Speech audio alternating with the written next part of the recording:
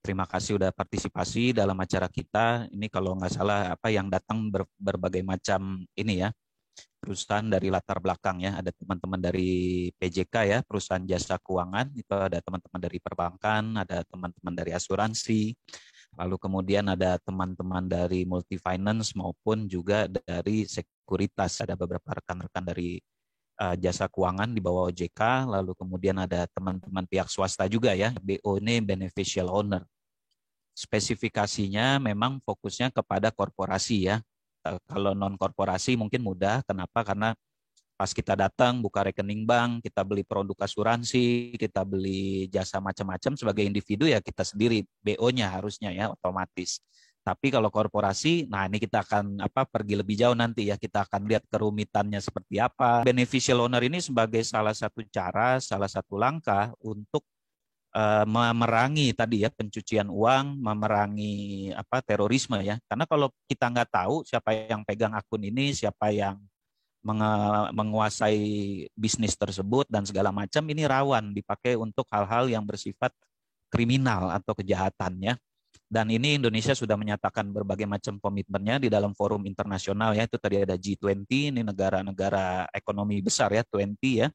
Terus kemudian ada CWG, IT, FATF ini yang cukup terkenal ya, yang banyak jadi rujukan atau referensi ya untuk Indonesia, terus lembaga-lembaga di Indonesia dan segala macam ya.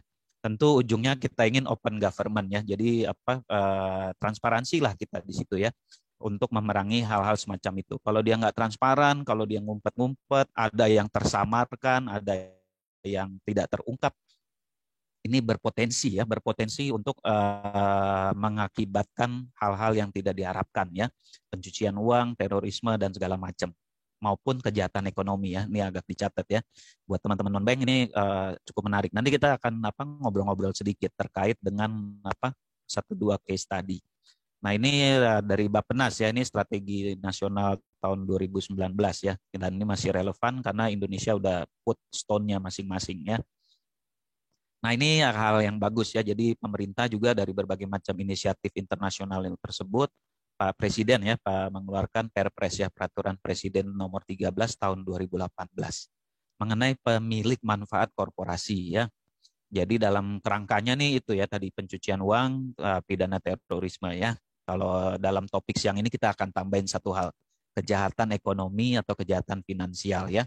Kalau perusahaan jadi bangkrut tuh gimana kira-kira akibatnya?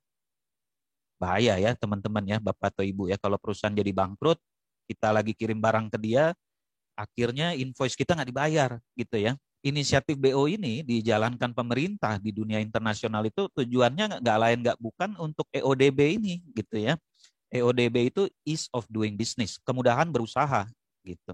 Jadi maksudnya bagaimana ya, Indonesia kita tahu pasar yang bagus buat banyak perusahaan Bapak atau Ibu gitu ya, tapi kalau masalah menjalankan bisnis, menjalankan perusahaan itu tidak mudah gitu ya. Jadi banyak hal yang pemerintah udah betulin, kita terima kasih ya. Ya, jadi BO ya. Jadi BO ini penting, strategi nasional ya, di situ Bappenas tahun 2019. Terus kemudian ini juga kita mau ningkatin ya, Indonesia bilang kita kemudian jalanin usaha dari 200 negara, masa kita ranking 70 ya. Kita kan pengennya ranking 10 gitu ya, karena ekonominya kita segala macam kan kita udah masuk G20 ya. Jadi PJK, perusahaan jasa keuangan, wajib ya mengidentifikasi. Jadi kalau ada PT daftar mau buka rekening segala macam, wajib tahu gitu ya. Nah ini yang jadi seru kalau PT-nya ternyata tidak semudah itu untuk diidentifikasi ya.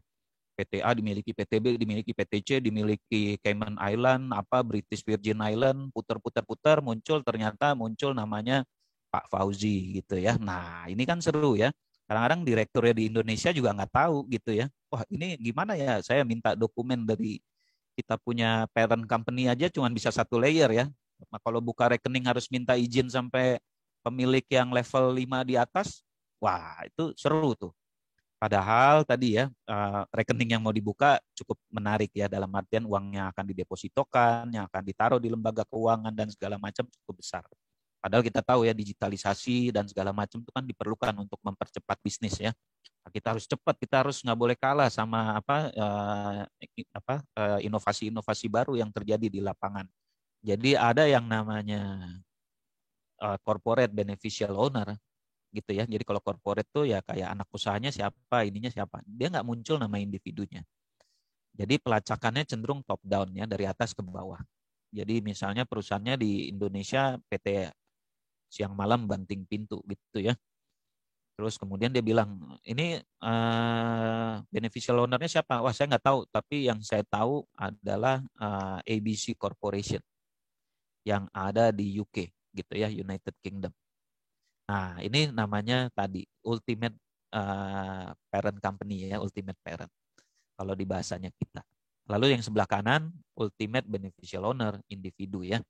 Nah, ini untuk banyak perusahaan, lembaga yang mereka bilang kasih threshold ya, kalau di atas 15% maka itu adalah ultimate BO-nya gitu ya.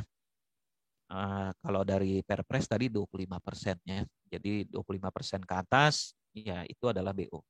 Cuman ada banyak termnya ya kalau di Perpresnya Pak Jokowi tadi ya. Kalau di tempatnya Indoinfo dan Street itu sampai 1% dilacak ya. Jadi akses data beneficial owner juga bakal krusial buat Bapak atau Ibu. Ini mencegah, memberantas kejahatan finansial, money laundering, korupsi gitu ya, pembiayaan teroris, dan tujuannya ujungnya EODB ya, lebih mudah menjalankan usaha.